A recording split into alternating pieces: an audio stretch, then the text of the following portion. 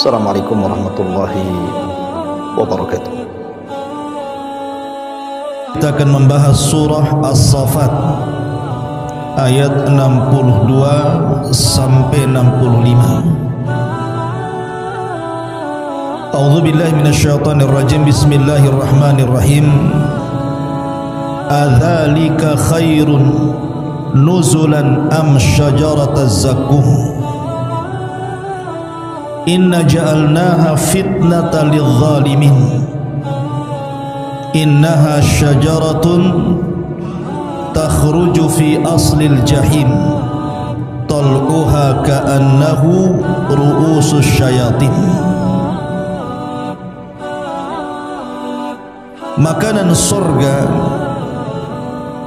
yang disediakan untuk orang-orang yang beriman itu lebih baik, ataukah pohon zakum yang disediakan untuk orang-orang kafir justru lebih baik? Kami telah menjadikan pohon zakum itu sebagai azab bagi orang-orang kafir dan juga bagi orang-orang musyrik dalam neraka. Pohon zakum itu adalah pohon yang tumbuh di dasar neraka jahim.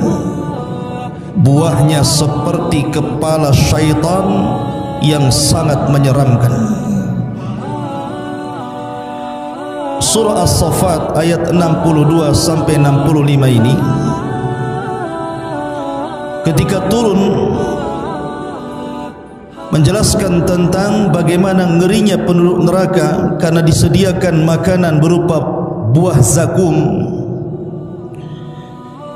Rupanya tidak menjadikan orang-orang kafir itu beriman dengan adanya hari kebangkitan dan juga adanya neraka.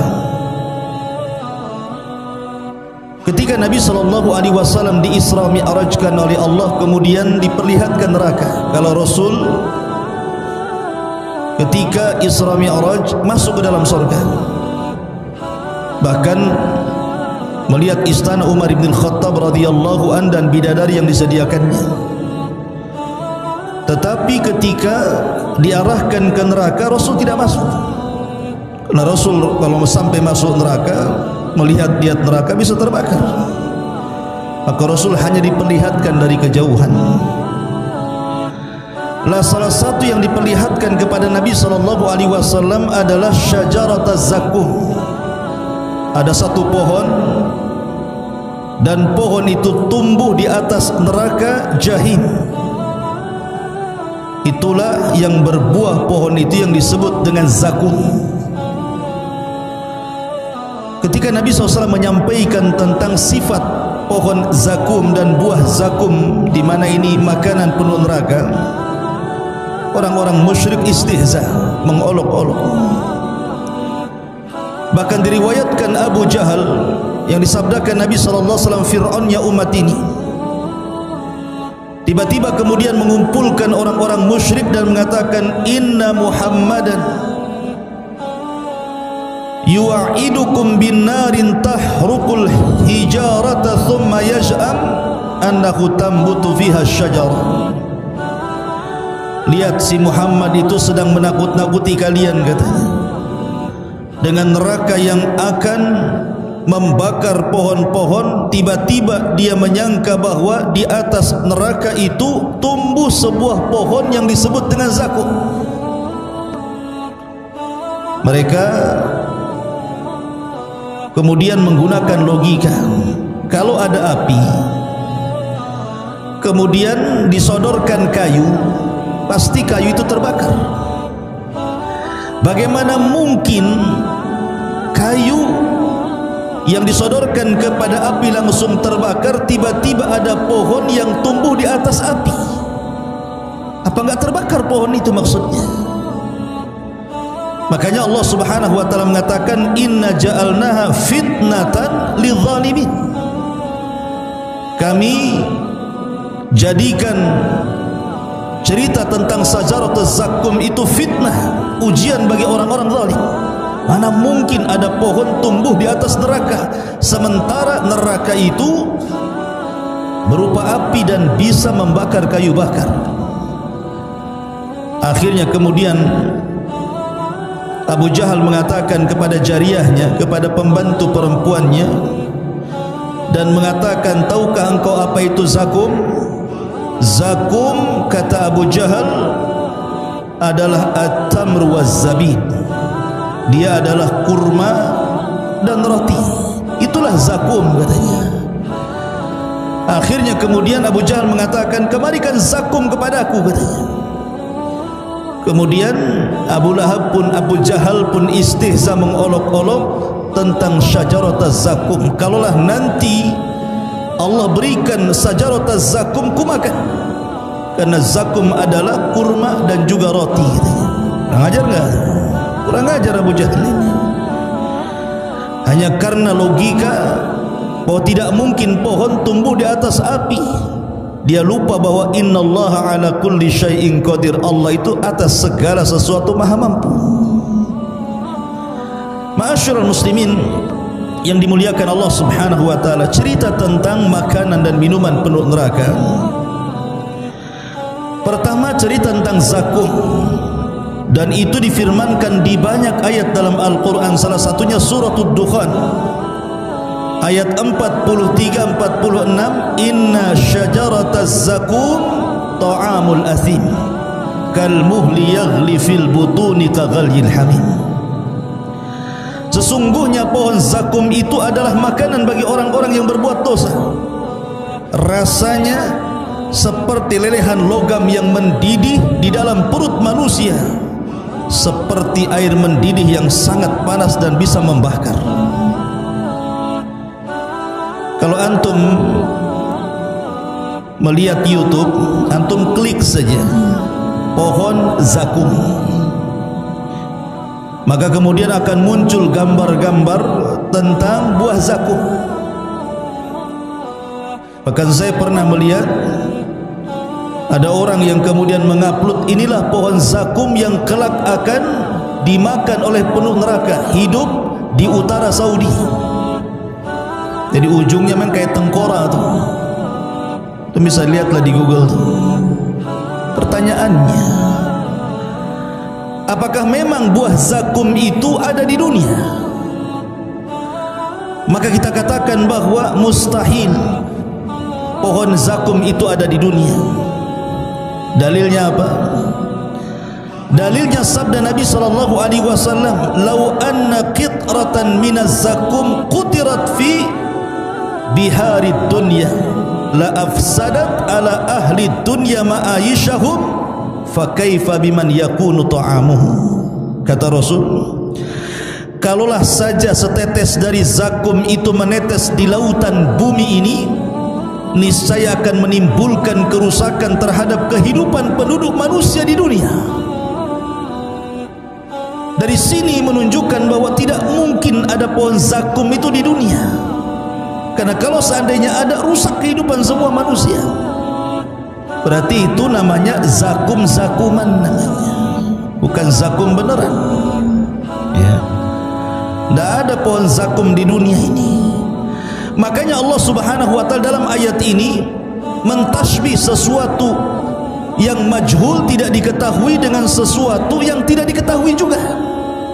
Perhatikan, Allah mengatakan innaha syajaratun takhruju fi aslil jahim tal'uha ka'annahu ru'usus syayatin. Pohon zakum itu hidup di dasar neraka jahim, hidup di neraka, tumbuh di neraka. Kemudian Allah mengatakan tal'uha ka'annahu ru'usus syayatin, buahnya seperti kepala-kepala syaitan. Ada orang yang pernah melihat kepala syaitan, ikhwan? Nggak ada. Siapa yang pernah melihat kepala setan? Kayak apa memang setan itu? Ada orang-orang marah sama kawannya, setan kau katanya. Itu bukan itu. Karena setan itu sifat. Tapi kalau yang dimaksud setan itu adalah jin yang jahat, siapa yang pernah melihat jin? Iblis, tidak ada yang tahu bentuk iblis seperti apa. Sebagaimana kita tidak tahu bentuk iblis seperti apa, maka kita pun tidak tahu bentuk pohon zakum. Itu namanya tashbihul majhul bil majhul namanya. Menyerupakan sesuatu yang tidak diketahui dengan sesuatu yang tidak diketahui. Maka jangan pernah menggambarkan ada di dunia ini pohon zakum. Tidak ada yang tahu pohon zakum itu hanya tumbuh di neraka.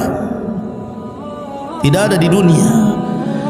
Berarti gambar-gambar di internet itu adalah zakum hoax namanya, atau hoax ya. Jangan dipercaya. Apalagi Allah Subhanahu wa taala mengatakan dalam surah Isra ayat 60, wasyajaratul mal'unah, dan pohon itu adalah pohon yang dilaknat. Pohon yang dilaknat. Ma'asyiral muslimin yang dimuliakan Allah Subhanahu wa taala.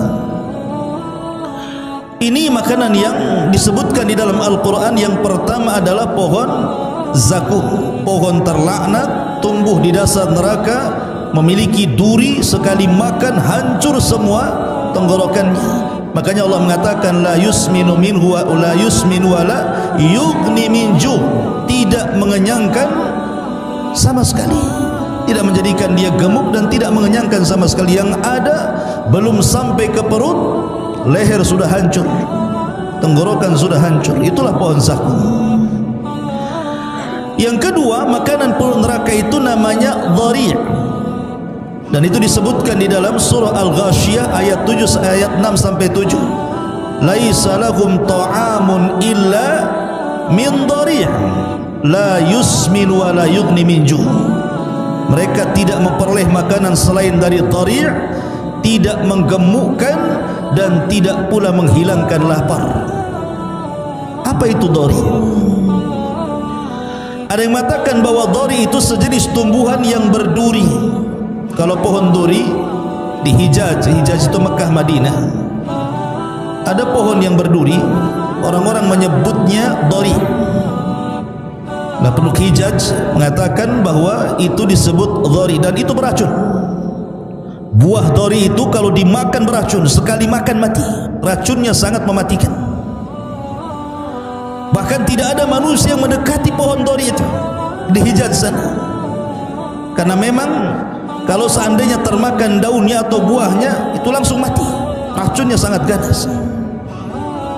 Lah, ini dhari' yang ada di dunia, ikhwan. Bagaimana dhari' yang ada di neraka? Walaupun mungkin ada dhari' istilah orang-orang Arab Hijaz sana, tetapi Abdullah bin Abbas radhiyallahu anhu mengatakan, laisa fid dunya minal jannati syai'un ilal asma'.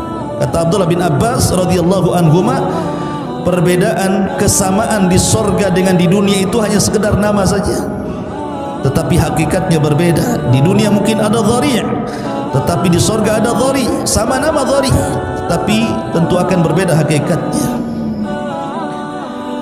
Yang kedua, yang ketiga namanya ghislin. Allah mengatakan dalam Al-Quran, wala ta'amun illa min ghislin. Tidaklah penduduk neraka itu memakan sedikit pun kecuali mereka memakan ghislin. Apa itu ghislin? Ahli tafsir mengatakan seperti yang dikatakan Abdullah ibn Abbas, bahwa ghislin adalah sadidu ahli nar, nanahnya penduduk neraka. Itulah ghislin, makanan penduduk neraka itu adalah nanahnya penduduk neraka sendiri. Ada juga yang mengatakan ma yakhruju min luhumihim, cairan yang keluar dari daging-daging penduduk neraka. Subhanallah ikhwan. Itulah makanan penduduk neraka. Jadi pertama zakum, yang kedua dhari', yang ketiga ghislin. Ada yang mengatakan bahwa tumbuhan ini cuma satu, tetapi kemudian cabangnya meliputi seluruh neraka. Semua neraka ada cabangnya. Ada juga yang mengatakan setiap neraka itu memiliki pohon-pohon ini. Ada juga yang mengatakan bahwa ada penduduk neraka itu kalau dia masuk neraka makanannya zakum saja. Ada penduduk neraka yang lain kalau masuk ke neraka itu makanannya dhari' saja. Ada juga penduduk neraka itu kalau masuk ke neraka makanannya ghislin saja, tidak ada yang lain. Tapi ada juga yang mengatakan diganti-ganti. Jadi kalau ada orang masuk neraka, pertama dikasih zakum sekian ribu tahun, kemudian diganti dengan dori sekian ribu tahun, kemudian diganti dengan ghislin sekian ribu tahun. Jadi ganti-ganti makanannya. Sebagai penduduk surga juga ada makanan diganti, kadang daging, kadang buah, kadang macam-macam. Maka penduduk neraka juga sama. Ada juga yang mentafsirkan seperti itu. Adapun minuman penduduk neraka, ikhwan, maka Allah Subhanahu wa taala berfirman dalam surah An-Naba, la yadhukuna fiha bardan wala syaraba illa hamiman wa ghassaqa. Penduduk neraka itu tidak merasakan kesejukan di dalamnya dan tidak pula mendapatkan minuman selain dua minuman. Pertama hamim, yang kedua ghassaq. Apa itu hamim? Hamim kata ahli tafsir adalah al-hamimul ladzi qad intaha harruhu, air yang mendidih sampai kepada titik didih yang terakhir, saking panasnya, itu disebut hamim. Bahkan dikatakan oleh Asy-Sya'di rahimahullahu taala, ma'un harrun qad ishtadda harruhu yashrabunahu fayaqtau am'a'ahum. Hamim adalah air yang sangat panas, penduduk neraka meminum air sampai menyebabkan usus-usus mereka amburadul, pecah, putus. Itulah hamim. Adapun ghasyaq dikatakan oleh Abdullah bin Abbas radhiyallahu anhuma, huwa zamharir yukhawwifuhum bibardihi. Jadi kalau hamim itu air panas, kalau ghassaq itu air dingin. Tetapi lihat dinginnya air ghassaq ini, minuman yang sangat dingin sekali. Benda ini membuat takut seluruh penduduk neraka karena saking dinginnya, puncak dingin yang luar biasa. Sampai-sampai Imam Mujahid mengatakan, huwa thaljul barid alladzi qad intaha barduhu, es yang sangat dingin sampai puncak suhu dingin yang luar biasa. Huwa alladzi yasilu min juludihim.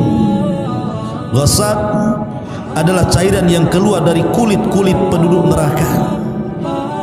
Ma yakhruju min absarihim minal qayhi wad dam, cairan nanah dan cairan darah yang keluar dari mata-mata penduduk neraka itu disebut ghassaq. Lah itu minumannya. Jadi yang satu air panas sekali, yang satu air dingin sekali. Ma'asyiral muslimin yang dimuliakan Allah Azza wa Jalla, wajar kalau suatu ketika Hasan Al-Basri rahimahullahu taala suatu ketika sedang mengajar seperti ini, tiba-tiba kemudian muridnya membawa minuman air putih untuk dihidangkan kepada gurunya. Ketika Hasan Al-Basri melihat air itu, tiba-tiba dia menangis. Lah murid yang kemudian menghidangkan air itu merasa bersalah. Kenapa kemudian gara-gara memberikan minum air putih, kenapa imam bisa menangis? Wa ma yubkika ya imam, apa yang menjadikan anda menangis wahai Imam Hasan? Maka Hasan Al-Basri mengatakan, wallahi tadzakartu umniyata ahlin nar. Kata Hasan Al-Basri, demi Allah, ketika aku melihat air putih mineral itu, aku teringat dengan cita-citanya penduduk neraka. Kemudian murid-muridnya mengatakan, wa ma umniyatu ahlin nar ya imam, apa cita-cita penduduk neraka itu wahai imam?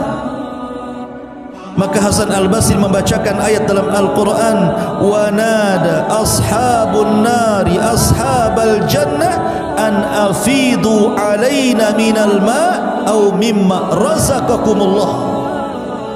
Ketika penduduk neraka itu memanggil-manggil penduduk sorga dan mengatakan, berikanlah kepada kami walaupun setetes air yang Allah berikan kepada kalian, atau secuil makanan yang Allah rizkikan kepada kalian. Maka serempak penduduk sorga mengatakan, innallaha harramahu ma'alal kafirin, maaf, Allah haramkan keduanya bagi orang kafir. Lihat, karena memang tidak ada minuman yang bisa diminum, sehingga penduduk neraka itu sangat ingin meminum apa yang Allah rizkikan kepada penduduk sorga, tetapi Allah haramkan kepada penduduk neraka. Karena orang ikhwatu fiddin kalau sudah masuk ke dalam neraka, maka Allah Subhanahu wa taala berfirman, innal mujrimina fi adzabi jahannam khalidun. Sesungguhnya orang-orang yang berdosa itu kekal di dalam azab jahannam. Kalau sudah masuk neraka Jahannam, maka dia dikekalkan di dalamnya bagi orang-orang kafir. La yufattir anhum wa hum fihi mublisun. Tidak diringankan azabnya dan mereka berputus asa di dalamnya. Wa ma zalamnahum walakin kanu anfusahum zalimun. Dan kami tidak menzalimi mereka, kata Allah, mereka sendiri yang berbuat zalim. Wa nadu, dan mereka pun memanggil-manggil, ya Malik liyaqdiya alaina rabbuk qala innakum makithun. Mereka berseru kepada malaikat Malik, biarlah Tuhanmu mematikan saja kami sudah tidak kuat. Tapi malaikat Malik mengatakan, sungguh kamu akan tetap tinggal di neraka itu seperti itu kondisinya. Artinya mereka tidak akan merasakan apapun kecuali azab Allah Subhanahu wa ta'ala.